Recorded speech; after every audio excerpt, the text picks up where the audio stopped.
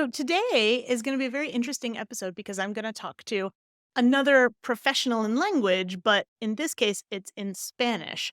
And I'm living in Mexico right now. So she also lives in Mexico right now, but not very close to me. And today we're going to talk about what it's like in English and in Spanish to overcome your fears and your trauma in speaking. I think we all have a little bit of that. How to build your confidence then in English as a result of that and what it's like to have imposter syndrome. And we're going to define that because a lot of people know the word or the term, but they don't quite know what that means. So you're going to join me with Magali, also known as Maggie, who is a Spanish lover. And we're going to talk about these things, hopefully to help you in overcoming your trauma in speaking. So I hope you enjoyed today's episode. I'm Bianca, your personal American accent coach, and I'm here to help you master an American accent in English because your voice is your choice when it comes to how you sound. I try to release a podcast episode every 2 weeks, so you should really subscribe to whatever podcast platform you use so that you don't miss the newest episode. And by the way, if you want to see the full video of the episode, it's available at Accent Coach Bianca on YouTube. Now, let's get on with the show. First of all, thank you so much. Should I call you Maggie? Yeah. Okay, great. So Maggie, thank you so much for coming today. Our listeners are really interested in overcoming the trauma of speaking because language, you speak out loud, but it's not always as easy as it sounds. And sometimes we get this block, or sometimes we have a bad experience. It stops us from speaking. I know depending on where you grew up, some people have a fear from the beginning, from school, and they have this like horrible fear of speaking because there's trauma there. So we're going to talk about that today. But first, can you introduce yourself? Can you tell people what you do, where you're located, maybe, and what you're passionate about? Thank you, Bianca, and thank you for having me. I'm Magali. I'm from Mexico. I live in the state of Mexico. It's near Mexico City.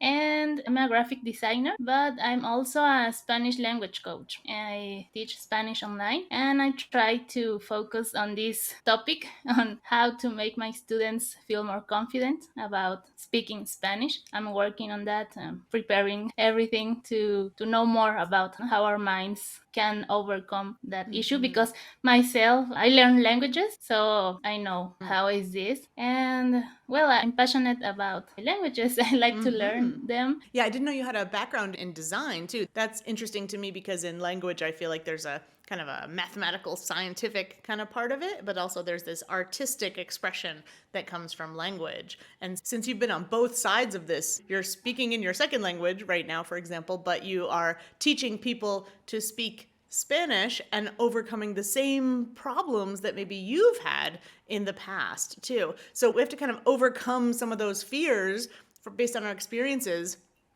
in speaking. Did anything ever happen to you in English when you spoke in English? Maybe something came out wrong and you were embarrassed, or something didn't happen, didn't go well. Do you have any stories about things that have happened to you in a second language? Well, I have many experiences, but not only in English because I'm an introvert person. So that actually happened or used to happen a lot more in the past in Spanish too. So what you did in your own language also reflects on the second language. Also, my school background or the traditional way that here in Mexico it's English taught, it's different because the teachers don't tell you how to learn, how to speak. I learned a lot of vocabulary, we field exercise on books, passing the exam, focusing on grammar only. And I remembered an elementary school to help us speak in sort of way. We had these public lessons, an audience, because it was a private school, because I think on the public schools they haven't this. But with an audience, they apply like an exam, they ask questions, and all the parents are there looking at you. And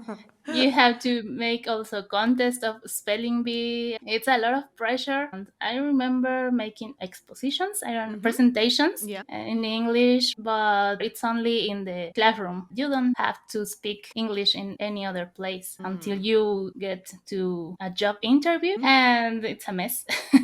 Well, yeah, if you haven't done much public speaking and it's been under pressure, and even speaking, like doing a project in your classroom in front of of your class, that can be very triggering, can be very trauma inducing because there's a lot of kind of politics and things that go on in the classroom as a student. That's difficult. So if you haven't had a lot of training and then they say, oh, yeah, just go do this job interview, you're probably going to be really nervous about it and maybe not perform very well. So it makes sense that how it builds up like that. And you've experienced that from both sides. Do you remember any specific instances where that happened? Like a specific project that you had to give a presentation for or a job interview that you went to? Do you have any memories of those specific times? Well, I remember a test in the school. I had studied a lot for all the vocabulary list words, and I studied like all night. And in the test, they asked me the only word that I didn't remember. So, Oh no. yeah, Of so course. it was awful because Uh-huh. my mind was like, oh my God, why that word? Uh-huh. Uh-huh. And obviously I failed. I started Mm. crying in front of everyone. Yeah, very Horrible. traumatic. Yeah. And Yeah, you remember that now, even. Like you said, oh, yeah, yeah, I have this story. Of course, that was an awful experience there. So much pressure is put on students or people in general to know all of the things. And then, of course, it's the one thing that you maybe didn't remember that happened to. So you've got this memory in your mind, and that clearly affected you and you had a fear probably moving forward, let's say at the next test or even until now you remember yeah. it, it's a traumatic experience, then how do we overcome that? How would you tell people, for example, me in Spanish, if I had this happen to me in a Hmm. Spanish class when I was young, and now I'm living in Mexico, I live in Guadalajara. And to clarify for the people listening, I'm from the state of New York, right? And the state of New York is very big. Everyone thinks that New York City is New York State, but New York City is a city inside of New York State. But I'm not from the city of New York. I'm from farther north, kind of close to Canada, because the state extends all the Okay. way to Canada. So, to give a parallel for people who don't know, that exists also Hmm. in Mexico, right? You've got something called the state of Mexico, and then you've got Mexico City. And I think, I can't remember, is Mexico City inside the state of Mexico, or is it its own state? It's its own district, right? It's different. Yeah. Yeah, like Washington, In D.C. the is map, different. yeah, it's so close and like it looks like inside, but now it's different. It It's has on the outside, different. yeah. Kind of like how we would think of Washington D.C., right? It's like its own thing. That makes sense, yeah. So just to Hmm. clarify, so let's say I never took Spanish when I was in school. I never took any Spanish, so I was completely level zero when I came to Mexico. I took French, but not Spanish. So when I came, I don't have these same traumas of my past. Hmm. But still, when I started to speak Spanish here, I have little things. I get people, they look at me kind of funny, or I'll say the wrong thing and the bus doesn't stop and I just keep going all day. I've had things happen with, let's say, arranging a bank account or saying the wrong thing. And so I have these little things that have built up and caused me to give me a little bit of traumatic experiences and things that give me a bit of fear. So, how do we overcome that in English, in Spanish, in whatever language? What are your thoughts on that? Well, I've always seen it like a puzzle. There are a lot of pieces that we have to join to speak well, to understand, to do everything in other language. And I try to minimize that enormous problem that we often see as speaking a language. It's only another piece of the puzzle. I don't know certain word. I just have to learn that to read a lot or to watch whatever you want to learn to be in contact with the language. So if I don't know right now that word of if I forgot certain phrase, it's not that I'm not going to know that forever. I had only to be in contact with that word and make it familiar. So when we have the knowledge, we acquire that knowledge, then the trust comes. Have to be more in contact with the language to feel confident about knowing that. Yeah. So, the confidence is going to, let's say, battle the fear in a way. Let me see if I understand and can summarize your points. So, I have a fear, and the fear is because I have a lack of knowledge. And I'm afraid that my lack of knowledge maybe will cause a problem, make me feel bad, something like that. And the way we can overcome that fear is with more knowledge, right? More contact with the language that's going to build my confidence. Is that a good summary? Yeah, and that knowledge also comes with practice. Because how can we know what is that word that we don't know? Yeah. Only practicing speaking, and when we make this mistake, it's the only way that we can know that we have to study, we have to Wow. learn that. Yeah, that's a really good point because a lot of people try so hard to avoid mistakes, right? It's like their goal in life is to avoid mistakes. And you're probably going to avoid a lot of mistakes, but you're not going to learn from your mistakes. So I think we need to embrace making mistakes because that shows us where the gaps are in our knowledge. For example, I know there's studies done in English, I don't know about Spanish, but there's studies done in English where you're reading something, you're reading a blog post or something, and you come across this new word. And you think, oh, I don't know that word, but I get it, right? It's in context. And Mhm. how long is it going to take you to have this new word in your active vocabulary and really just use it with confidence? Studies have showed at least 20 times. You need to encounter a new word at least 20 times and try it out and try to use it and see if it fits. And did you get the preposition right? Is it an irregular verb? Is there a weird collocation with that? We need to get a lot of exposure. We need to try it out. Mhm. And we need that feedback of, was this quite right? Did I get it right?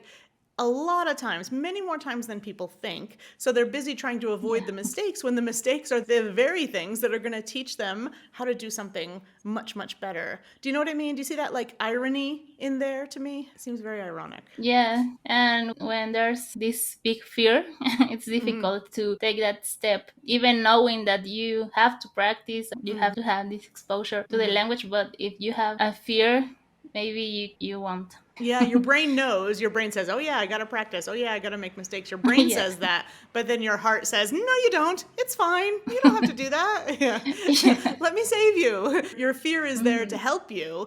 And thank you very much, fear. Thank you for being there when I need you. But we forget that our emotions are so old and so ancient. They've noticed that public speaking feels in your body the same way as facing a lion. So in our minds, we feel like we're facing a lion. And that's a huge event. Overcoming that is a big deal. And it takes a lot of time and maybe recognizing that, like, it still is a big deal, right? We try to minimize it. We say, it's okay, everything will be fine. But our system responds in a really strong way. So this is a big deal. Overcoming fear, overcoming trauma. I think the key that you mentioned is to build confidence, is to maybe face the lion multiple times and Mhm. get used to how the lion reacts and learn how to kind of fight the lion, if we're going to use that analogy. So, how can we build confidence in English, in Spanish? How does that happen? Well, I'm still wondering that, but I was remembering another experience on one job that I had. Here in Mexico, there are a lot of people that speak in English. Even in our jobs, you can say, I speak English, they make the interview, but actually in their job, maybe you don't have to use it. For example, in my job, not the only one, but maybe I have a little bit more advanced level, and one day someone called and it was an English speaker. Yeah. So in all the office told Magali knows how to speak in English, and it was a surprise. Back then I didn't spoke English, never. So I was terrified, and Who, me? You must be yeah. thinking of another Magali, not me. Yeah, so it was a surprise. I didn't prepare anything. It was something new and stressful. I was awful because I'm also, like I said before, an introvert. So I tend to blush and to get this panic or anxiety attacks.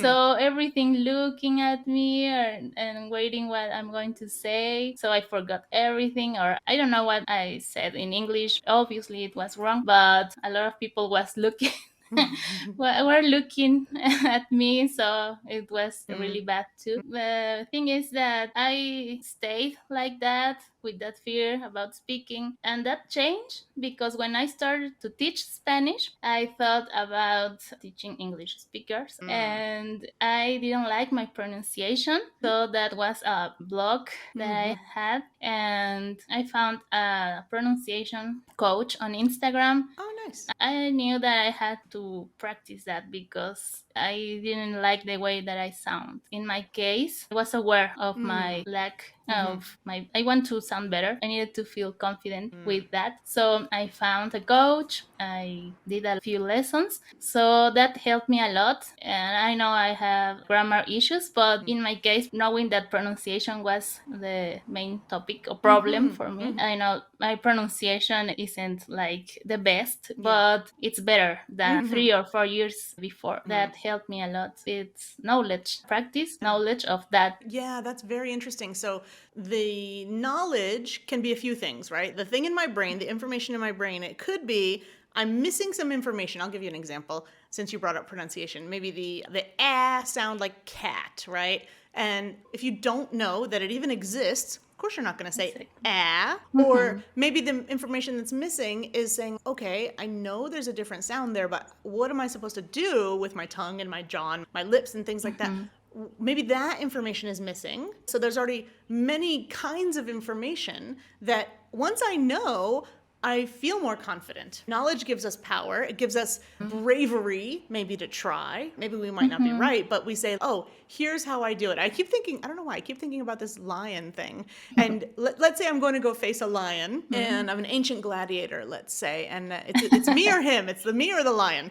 And I don't know anything about lions. Knowing something about lions would be helpful to me, right? I would feel better going in knowing something about lions. Maybe I don't know that they have claws. And you tell me, hey, watch out, they have claws. Wow, I would feel better. I am not going to be any better at fighting the lion, but I feel better. I feel Yeah. braver, and that's important because I can move more quickly. And then you say, here's a sword.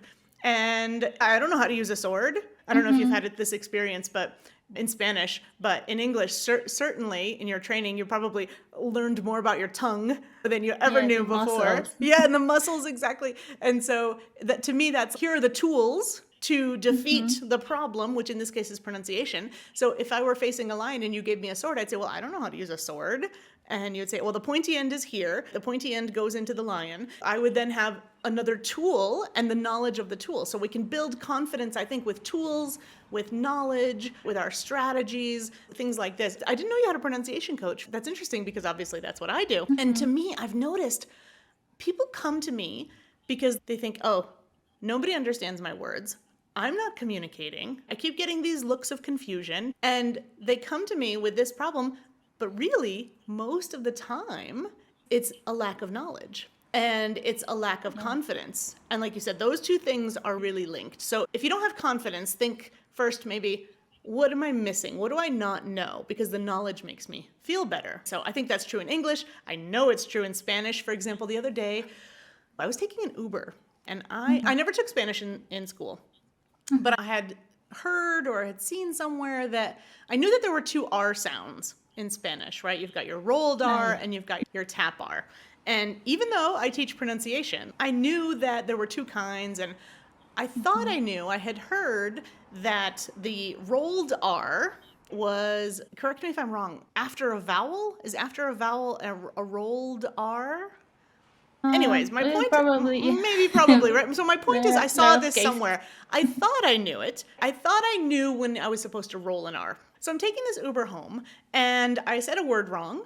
And the guy told me that it should have been, I think, a rolled R. And I said, but no, I thought the rule was this. And he said, oh, well, there's that.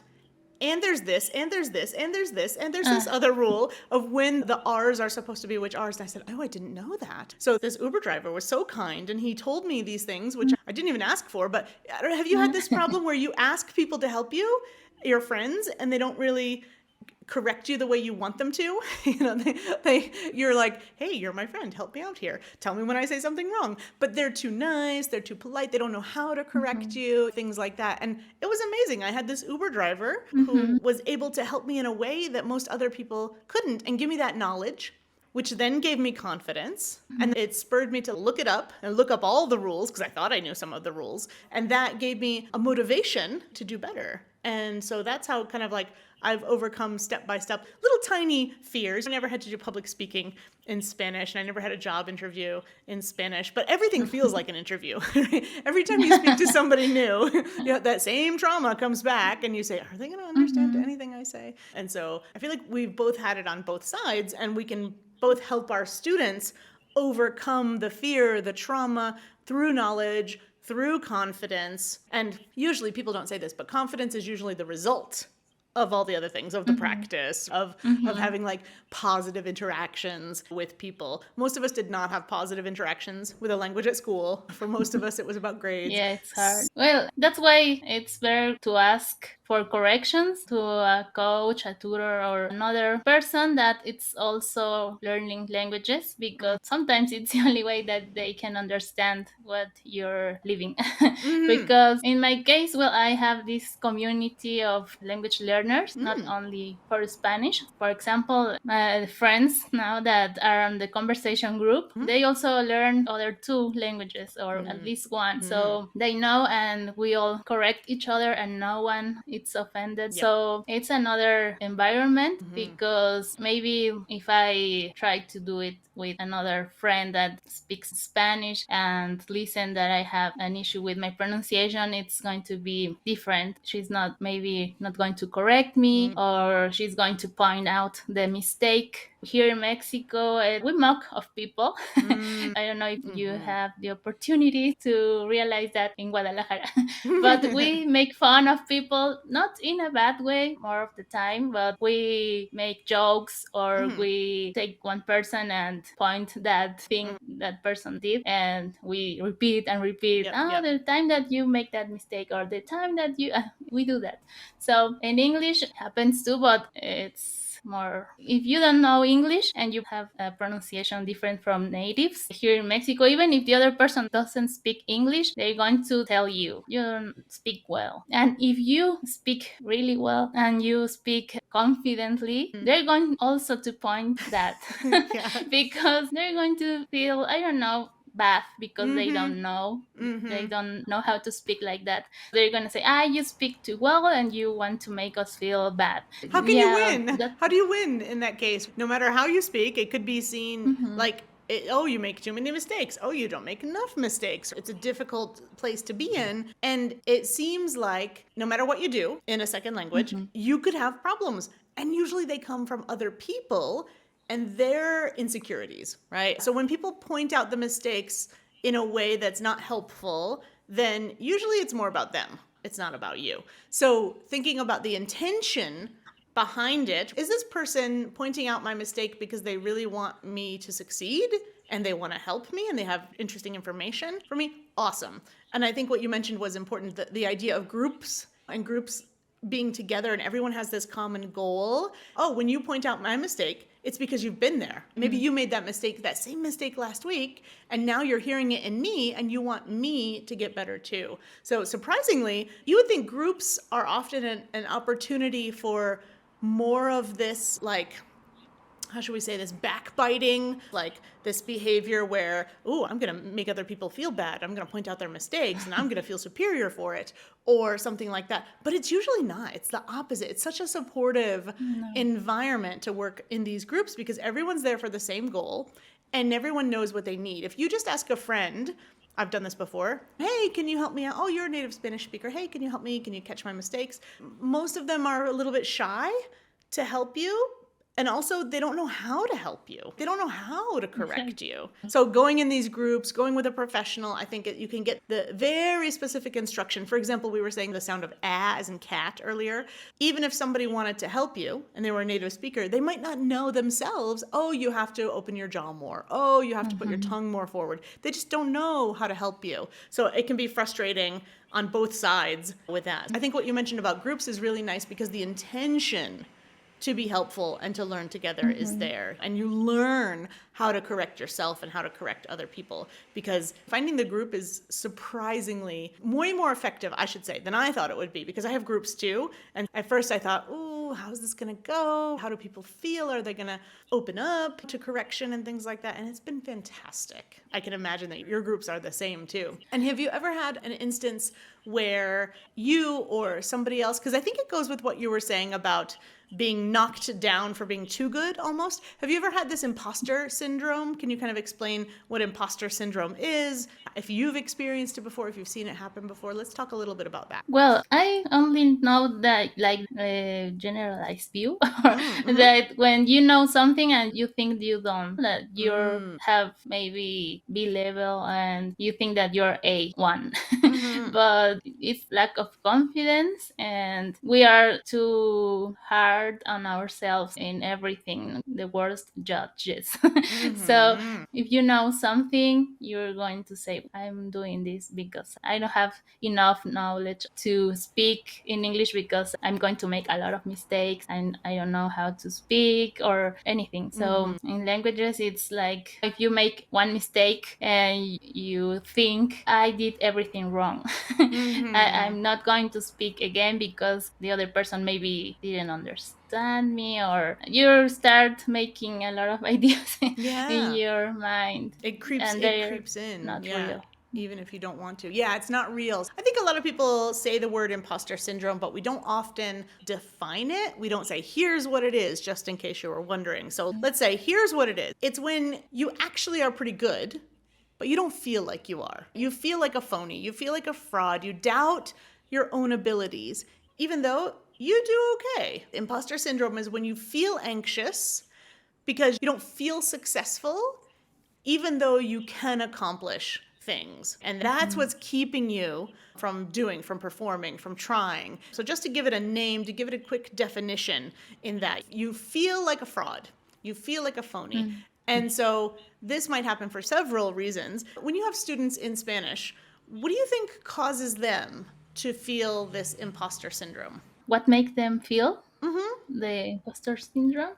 Yeah, for example, was Um, it like how they performed in school? Was it maybe, do you think, a traumatic event? In your mm, experience, has anybody kind of told you why they feel like that? Anything that happened? I think it's connected also with confidence and with the critique of other people, maybe Mm. something closest to them, Mm-hmm. to us, Mm-hmm. because even family, members of the family that make a judgment, it's going to stay in your mind, and that it's going to make an echo Mm-hmm. in the future. And maybe you don't remember, maybe you're aware of that, but it can certainly harm a person. The beliefs that you have, it doesn't matter if they are true or not, but if you believe them, it's going to affect your performance, your life. And the way that you can overcome that, and it's difficult to understand it, but you can see the event from another perspective, helps a lot, because you need to know that the other person, as you said, has their own insecurities, and it's going to reflect them on you most of the time. And everything that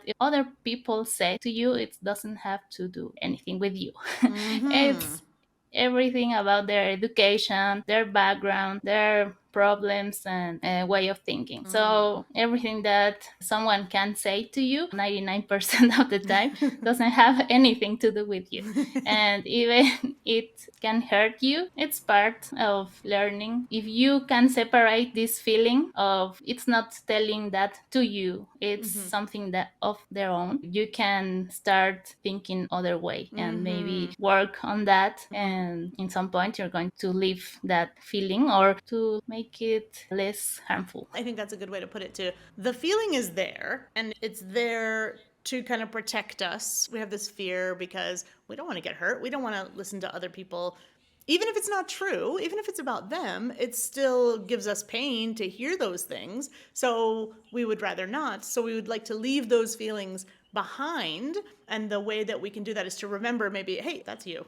Why are you even bringing this up? It's probably an issue that you have. Mhm. But maybe we carry that over from our school days, if we learned in school that everything was about a grade and how our parents felt about our grades and how we felt internally Mhm. about that, and other students, because it's a competitive environment. There's a lot of other things going on there that contribute to those often negative feelings. So, of course, we get kind of triggered anytime somebody says Mhm. something. We think it's about us, but it's mostly about them. And so that drags us down. We kind of feel like an imposter, so we don't want to do those things. All of that makes sense. I love what you said, though. It doesn't matter if it's true. Whether it's true or not, Mhm. you believe it. And that is super powerful. Doesn't matter if what somebody says is true or not. It doesn't matter if it's about them or not. How it makes me feel is the most important Mhm. thing. And if that's going to stop me from moving forward, that's a problem. I think overcoming fears, as we said, and trauma in speaking, it's real, it's there. Even if it's not true, it's still real. And we can build our confidence in English and Spanish by practice, by positive interactions. It's the result of putting ourselves out there. The more knowledge we have, the more confidence we have in trying. And so the more we try, the more confidence we build. It takes a little while, but we're always triggered. We're always knocked down by what other people tend to say. And usually what they say, it's more about them than us. So I think we can put all of those ideas together in that way. Mhm. Is there anything else that you wanted to add about either overcoming fears or building confidence or feeling like an imposter? Is there anything else that you want to add about those three things? Well, I always say that we all have to do things even with fear. The fear it's not going anywhere, but you can quiet the voice. The more you practice, it's going to diminish. So it's going to be there. It's not going to disappear completely, but the more that you practice and you get into that experience, it's going to be not that important to you. It's not going to block you because it's always hard to give the first step, but with that you have this experience that you already made it once, so you have to make it again. And it's the only way. I had fear and got nervous for this chat that we're having, and I've been doing it for 3 years in other languages, but I'm always thinking, well, I'm going to do this, and you maybe get used to the feeling of getting nervous, but being brave to take that step, it's going to help you. And if you see back then that when you didn't did anything on that language, or that you didn't have the courage to do it, but if you keep doing it, practice helps a lot. Yeah, that's a really good point. I'm hearing 2 points. Number one, do it anyways. You're afraid. Okay, you're afraid. Everyone's afraid. We're all afraid. Do it anyways. It's not the thing, it's the courage to do it anyways. That's the thing that separates people who are, let's say, successful in whatever their goals are and people who aren't. When you say, oh, this is difficult, I'm going to do it anyways. Oh, this makes me afraid, I'm going to do it anyways. I'm not going to be perfect, but I'm going to do it anyways. Right? I think that's the thing to remember. Just do it anyways. That's number one. Number two, I wanted to point out, I don't know if you've heard this before, but you know how we've got feelings and we've got things that we think about the feelings, right? The words that I say to myself in my brain. But also I have this physical response. So feelings have this like physiological reaction. And when I'm afraid, I get adrenaline. Adrenaline just pumps through my body. But here's the thing that I found very helpful for me in not just speaking in other languages, but in other areas of life too, that your body does not know the difference between fear and being excited. So if you say, I'm afraid, if you can reframe that in your mind and you can say, I'm excited. If you can call it excitement instead, it's the same physiological response, but how I think about it is different. And when I think about, I'm getting adrenaline, I'm afraid, there's a lion, I say, oh, that's so exciting. Look, there's a lion. If I can change that thought, my body is going to react the same, but my mind can interpret it differently. Therefore, I can have a pleasant experience and get off from that. For example, if I'm going to an interview, let's say in Spanish, and I'm like, oh, I'm terrified right now. And if I can think, oh, I'm so excited for this interview. If I can just change that one word, my experience is going to be different. Does that make sense how I'm describing that? How that can maybe be helpful for people? Yeah, I think so. It's the way we interpret the experiences. No, it changes all. Yeah, it's very powerful. As we said, that the feeling is very powerful. Let's not ignore that. Let's say, oh my God, my fear is so helpful to my survival. Thank you, fear. Thank you for making me afraid, because your job is to help me. Thank you so much. Now go away. Yeah. I don't need you right Just now. stay Thanks. there. Thanks for showing up. Don't Yeah. bother me. Thanks for coming. Now go sit in the corner. Then we can, I think, use that a little bit better. So for me, it's been really exciting to talk to you on both sides, English and Spanish, about this. And what are you doing right now? Right now, you're having a sale coming up in September, right? We're recording this in August. And when people are hearing this, it should be September. So you have something exciting for them, right? Well, we're celebrating Spanish Language Lovers because we're having this new team of teachers. So this is the reason why we are offering 50% off our lessons on September only. Also, the trial lessons are for free to start knowing you. It's amazing because before I was the only tutor, and we are expanding the availability, and I have an amazing team of teachers with me now, and that's why I'm offering this. Awesome. Wow. Yeah. And September is the perfect time because maybe you're an adult and you remember in the old days when you were young, oh, September, it's a time for learning, it's a time for getting into new things, and it's a good time to get started, then I see now on your Instagram that you have all these other teachers now with you. So that's really exciting because I'm growing my staff as well. And it's really exciting to see, oh, yeah, this is doing great. So I want to say congratulations on hiring some new tutors. I know that's a big deal. So congratulations. And I found you on Instagram. Can you tell us where to find you? What's your Instagram and what's your website? Of course, it's SpanishLang.lovers on Instagram and all social media. And my website is SpanishLanglovers.com. Woohoo! So 50% off in Yeah. September. This is exciting. Congratulations on all of your you. advancements. This is great. And I'm really excited to talk to you too, because also we live in the same place. So hopefully we'll be able to meet in person sometime. That would be great. Excellent. So if you want to talk to Maggie about how to build confidence when you're speaking Spanish, how to overcome your fears or traumas in speaking English, that's where you can find her. And I want to say thank you so much for joining me today. I'm really excited, and hopefully we'll be able to talk again soon. Thank you, Bianca, for the invitation. I am so excited to be here talking to you, and thank you very much. Nice. Thanks, guys. Thanks for listening today. And remember that we talked about joining a group. And one thing that's available to you is joining my Accent Feedback Club. We talked about how powerful it is to be in a group more than we expected.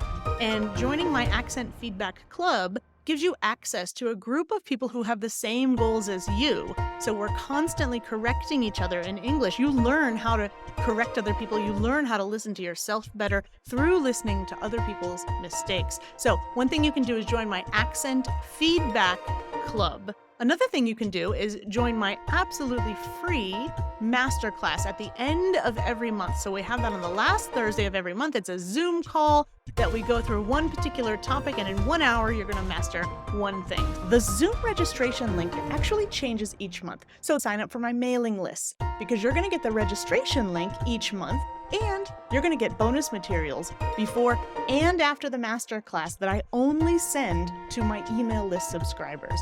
The email opt-in link is down in the show notes. I'm Bianca, your personal American accent coach, and I want you to know that your voice is your choice.